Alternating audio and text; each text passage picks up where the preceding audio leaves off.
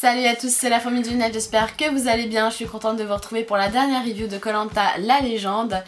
Et oui, la finale tant attendue, franchement il fallait pas rater ça. Déjà l'épreuve des poteaux c'est toujours hyper intéressant, il y a beaucoup de suspense. Est-ce qu'il va tomber à cause du vent? Est-ce qu'il va choisir la casquette, le chapeau? Rien. Passionnant. Bon, plus sérieusement, l'épreuve des poteaux c'est vraiment pas celle que j'affectionne le plus, c'est d'ailleurs le contraire, c'est vraiment celle que j'aime le moins dans le jeu. On regarde quand même 3 personnes tenir en équipe sur un poteau, parfois pendant des heures, heureusement c'est coupé au montage. D'ailleurs petite pensée aux cadreurs qui doivent parfois rester des heures à les filmer. Donc bon, entre les plans de la mer, du ciel, de leur tête et des pieds, forcément on adore voir des orteils, Claude tombe en premier, suivi de Hugo et de Laurent. Donc Claude avait déjà gagné les poteaux, Hugo aussi, Laurent c'était sa première fois. Félicitations Laurent, bravo bravo. Donc c'est Laurent qui gagne les poteaux, évidemment il va choisir Hugo, non excusez-moi, Claude, ils sont balèques de Hugo. Claude c'est son pote, donc il le choisit, aucun suspense. Ensuite va arriver le jury final. Très contente d'avoir vu Namadia. Apparemment il y a eu pas mal de tensions durant déjà le conseil, puis ensuite sur le prime. Fun fact, la raison pour laquelle on n'a pas vu le jury final pendant les épisodes, ce serait que certains se seraient outrés par rapport au drama bouffe. Ils seraient rentrés à Paris, ils seraient revenus juste pour filmer le dernier conseil. Sympa l'ambiance.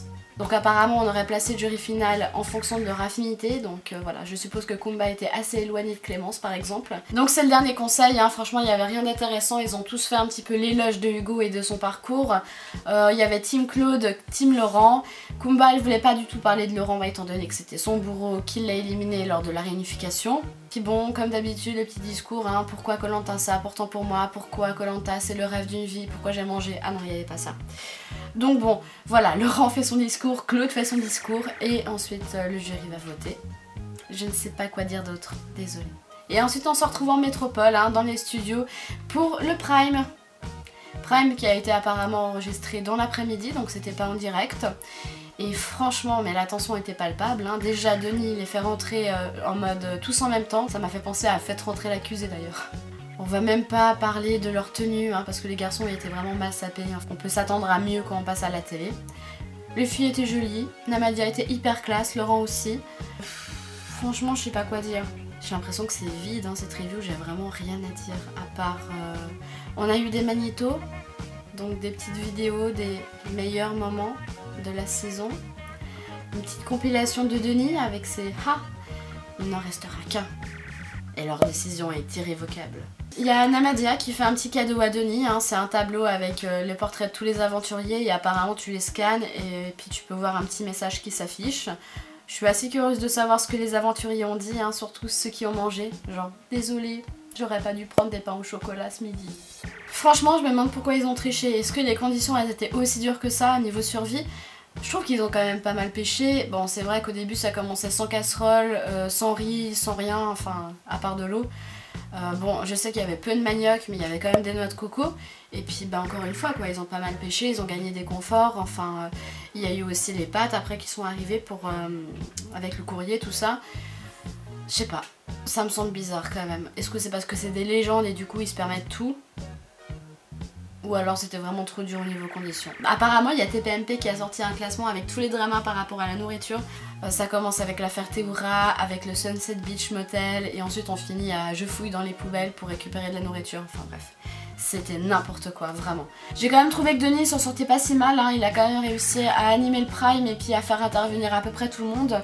Je suis pas sûre que tout le monde aille parler, franchement j'ai un doute, mais j'ai pas souvenir que Maxime aille parler par exemple. Ah oui, super important aussi, durant le live, enfin l'émission tournée au plateau, tous les aventuriers ont pu dire à quel point Hugo était vraiment un super aventurier et à quel point son parcours était exemplaire. Même Laurent et Claude du coup, mais sinon il y avait vraiment rien à se mettre sous la dent. Et donc on a attendu 3 heures pour que les 5 dernières minutes Denis Brognard nous annonce enfin qu'il n'y aura pas de gagnant pour ce All-Star des 20 ans.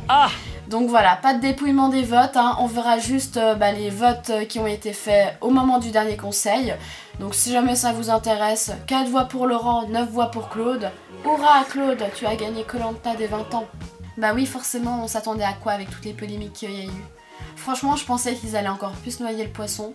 Mais bon, ils ont quand même fait un petit message, mais ça a duré genre 5 minutes hein, sur 3 heures de programme, juste pour dire que y avait des aventuriers qui n'avaient pas respecté le règlement, qu'ils avaient mangé, bref on connaît. Et que du coup la récompense serait reversée à la fondation Bertrand Kamal, donc l'ancien candidat des 4 terres qui est malheureusement décédé d'un cancer du pancréas. Bah écoutez, on s'en sort pas si mal, hein, c'est déjà ça. Non franchement trop dégoûtée, moi j'étais vraiment hypée de ouf pour cette saison. Voilà, je me suis quand même lancée dans les reviews de Koh-Lanta histoire de partager un petit peu cette passion. Et je me retrouve à faire des reviews sur les dramas bouffe.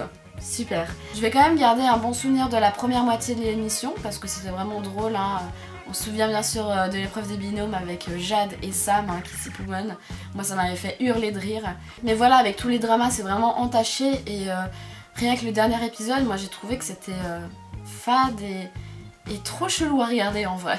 Donc voilà, cette review de Koh-Lanta est terminée. Franchement, dites-moi ce que vous en avez pensé hein, de cette saison, des derniers épisodes, des dramas, etc. Donnez-moi votre avis, ça m'intéresse. Personnellement, j'ai vraiment hâte de revoir une nouvelle saison avec des anonymes, hein, histoire de vraiment repartir sur de bonnes bases.